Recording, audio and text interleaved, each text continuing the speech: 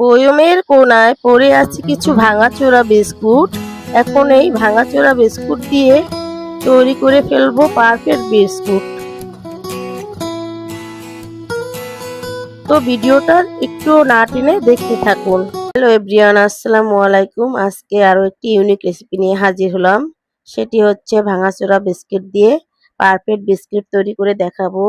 তো আমাদের ঘরে কিন্তু এরকম ভাঙাচোরা বিস্কিট থাকে। তো ওই বিস্কিটগুলোকে না ফেলে দিয়ে আমার রেসিপি ফলো করে আপনারা পারফেক্ট বিস্কুট বানিয়ে নিতে পারেন। তো ভিডিওটা দেখতে থাকুন। এই ভাঙাচোরা বিস্কুটগুলো কিন্তু আমি একটি বোলে নিয়ে নিলাম। এখানে কিন্তু অনেক ধরনের বিস্কুট আছে, নোনতা বিস্কুট ও মিষ্টি জাতীয় বিস্কুট। এখানে চিনি আছে। এই বিস্কুট ও চিনিটা কিন্তু আমি ব্লেন্ডারের গুঁড়ো করে নিব। তো বিস্কুটগুলো এখন আমি গুঁড়ো করার জন্য ব্লেন্ডারের জারে তুলে নিলাম। চিনি ও বিস্কিটটা এখন আমি গুঁড়ো করে নিব। ফিরে এলাম বিস্কুট ও চিনিটাকে গুঁড়ো করে নিয়ে। এটা কিন্তু চিনি, এখানে আছে ময়দা, এই যে এখানে আছে বেকিং পাউডার। এখন আমি বিস্কুটের গুঁড়োটা একটু মেপে নিব। এখানে পৌনে 1 কাপ আছে, পুরোপুরি কিন্তু 1 কাপ হয়নি।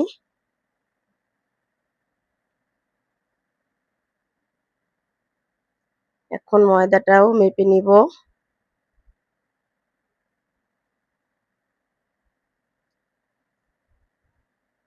ময়দাটাও কিন্তু পৌনে 1 কাপ আছে। এখন আমি এই দুটো উপকরণ একসাথে চালনির সাহায্যে চেলে নিব।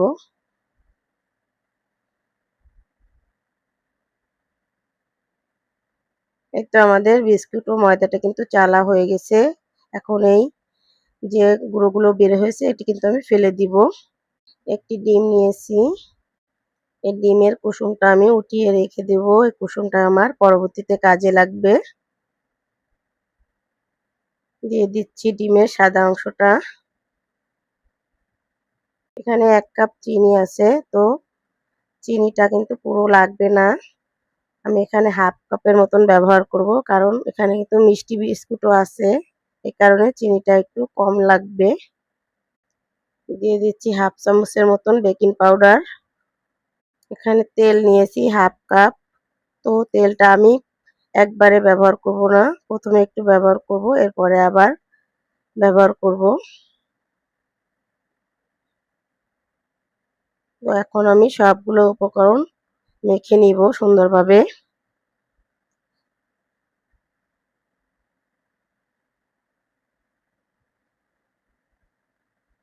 আবার একটু তেল দিয়ে দিলাম। তেলটা আপনারা এরকম ধাপে ধাপে দেওয়ার চেষ্টা করবেন, একবারে দিবেন না, সেক্ষেত্রে কিন্তু বেশি হয়ে যেতে পারে।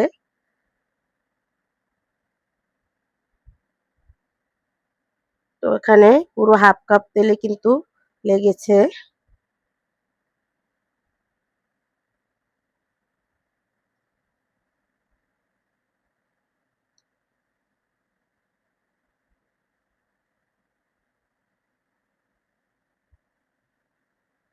এখন আমি এই মিশ্রণটাকে 10 মিনিটের জন্য রেস্টে রেখে দেব। ফিরে এলাম 10 মিনিট পর।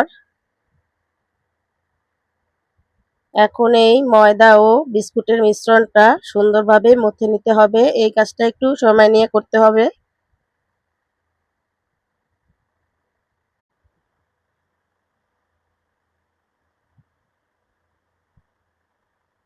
এই তো আমাদের মিশ্রণটা কিন্তু সুন্দরভাবে মথে নেওয়া হয়ে গেছে। দেখেন কতটা সফট ও পারফেক্ট হয়েছে। এখন এই ফ্রিটা একটু তেল মেখে নিব। তো এখন এই ময়দা ও বিস্কিটের মিশ্রণটাকে আমি হাতের সাহায্যে একটু পাতলা করে নিব।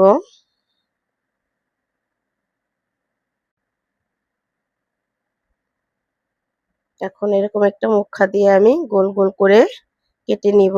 আপনাদের হাতের কাছে যদি কুকি কাটার থাকে তো কুকি কাটার দিয়েও কেটে নিতে পারেন, বা যে কোনো শেপ দিয়ে নিতে পারেন। তো আমি এখানে গোল গোল করে কেটে নিব এবং কিছুগুলো কিন্তু আবার স্কোয়ার শেপও দিব।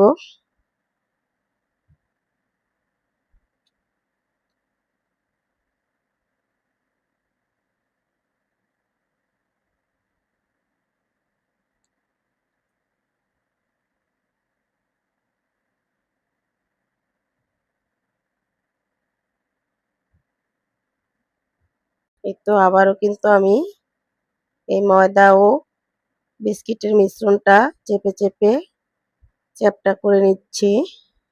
এখন এই চাকুর সাহায্যে চারপাশটা একটু কেটে দিব। এখন আমি এগুলোকে স্কোয়ার শেপ করে নিব।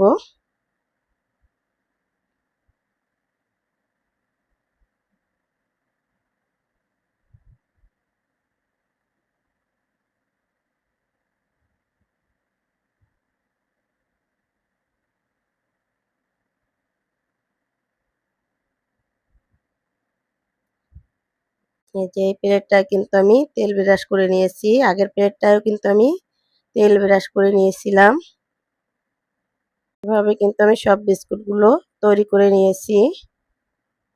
তো এখন আমি এই বিস্কুটগুলোকে বেক করার জন্য চুলায় চলে যাব। তো বিস্কুটগুলোর উপর দিয়ে এই ডিমের কুসুমটা ব্রাশ করে দিব। এতে করে কিন্তু বিস্কুটের উপর সুন্দর একটি কালার আসবে। আপনারা অবশ্যই এই বিস্কিটের উপর থেকে ডিমের কুসুমটা দেওয়ার চেষ্টা করবেন, তাহলে কিন্তু সুন্দর একটা কালার পাওয়া যাবে।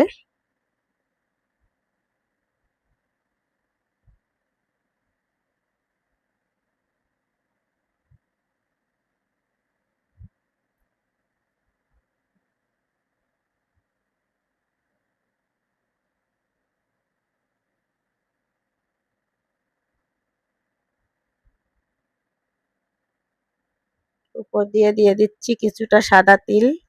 আপনারা এখানে চাইলে বাদাম কুচি বা কিশমিশ যে কোনো কিছু দিয়েই ডেকোরেশন করে নিতে পারেন।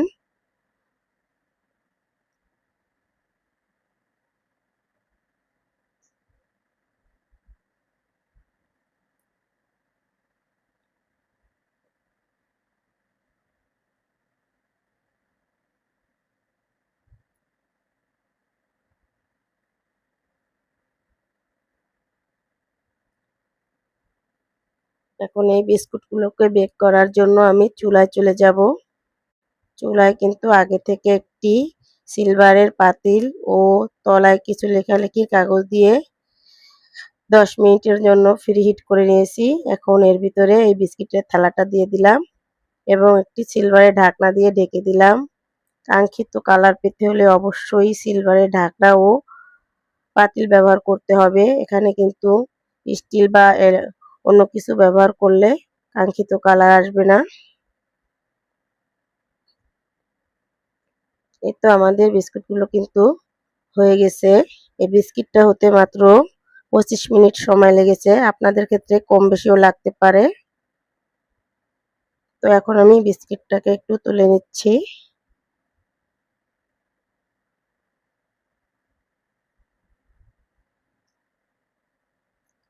এভাবে কিন্তু আমি অন্য থালার বিস্কুটটাও বেক করে নিব।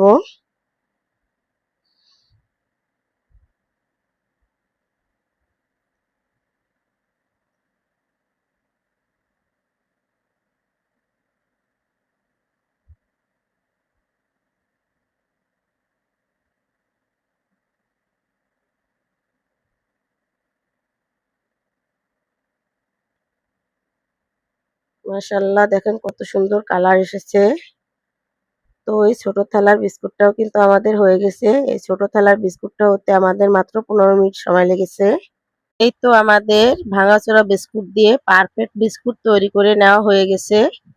তো আমি একটি বিস্কুট ভেঙে দেখিয়ে দিচ্ছি কেমন হয়েছে। দেখেন মাশাআল্লাহ কত সুন্দর পারফেক্ট হয়েছে। তো আমার এই বিস্কিটের রেসিপিটা যদি আপনাদের ভালো লেগে থাকে তাহলে লাইক কমেন্ট শেয়ার করে অন্যকে দেখার সুযোগ করে দিবেন ও আমার চ্যানেলটি সাবস্ক্রাইব করে আমার সাথে থাকবেন। সবাইকে ধন্যবাদ। আল্লাহ হাফেজ।